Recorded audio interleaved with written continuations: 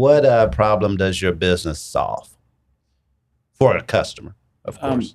We solve a lot of problems. What we pride ourselves on is solving those problems. A major part of our business is what we call pressure sensitives, which means it has adhesive on it to stick on something. With all the different plastics and substrates that we have to stick to today, there's many, many adhesives, and technology and chemistry has come a long ways in the last 30 years. But the one that I remember very vividly is when powder coating first started to come out, and everybody was switching from paint to powder coat. Mm-hmm.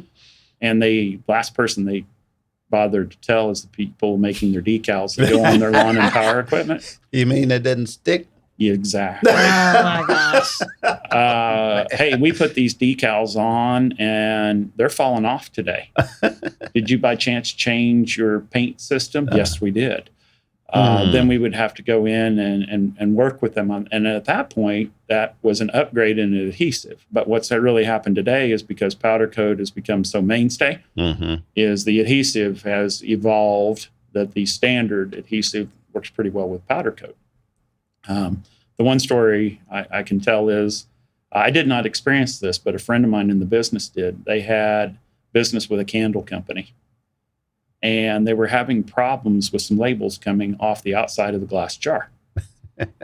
And it took them quite a while to figure it out that they were only coming off a particular scent. And whatever the scent was that was in that candle was attacking the adhesive. Wow. But the other scents or flavors were not. That's interesting. Yeah. So those are the types of things we get involved with sometimes. We get involved with temperature. People want to put on, let's say in a packing house, that it's very, very cold in a packing house, and they want to put that label on that box of hamburgers, and they want it to stick. Well, think of trying to stick that label on your bumper of your car in December when it's 20 or 30 degrees outside. It won't stick very well. The adhesive kind of froze. Right.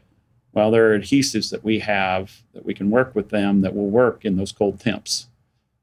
So there's a lot of specialty things that go into it. There's a lot of layers. There's the adhesive. We have different liners that people want that perform differently to go through automatic application equipment. Sometimes they want a laminate on it for abrasion. Sometimes they don't. So we do everything from, as I said, we still print bumper stickers today, which are fairly simple for us to do, up to very sophisticated constructions. One that I remember was if the yellow mask ever falls down in a commercial aircraft, behind that is a composite box. And we have a label that's on most of those boxes. There's a cylinder in there that burns because of friction at a very high temperature. And we needed a decal that was going to last a 15-minute burn if those oxygen masks came down. And the interesting thing is we went to bat on it. And the adhesive that basically held the tiles on the space shuttle was called Densil. And it didn't even feel sticky if you touched it with your fingers. But once you put that stuff on, a day later, you couldn't get it off. Wow. And we used something very similar to that. And we did some testing because we had to prove this burn test that the label would still be there and adhered. And what ended up happening is it was still there, but I stuck my finger through the composite box. The composite box had become brittle, almost ash-like. And so we were passing, and the box that it was stuck to, it's still stuck to, but it had become brittle. Wow. So you do your testing here? We have some vendors that help us. Okay. Some simple tests we'll do ourselves. Our partners, one of them in Michigan, has a lab that's just unbelievable. And a lot of times we'll send it to them and have them do it because they have a full set of scientists that do those things. Oh, that's good. I was imagining you putting on a white coat and No, I don't have white coats. Okay. Well, thank you for helping me with that. You're welcome.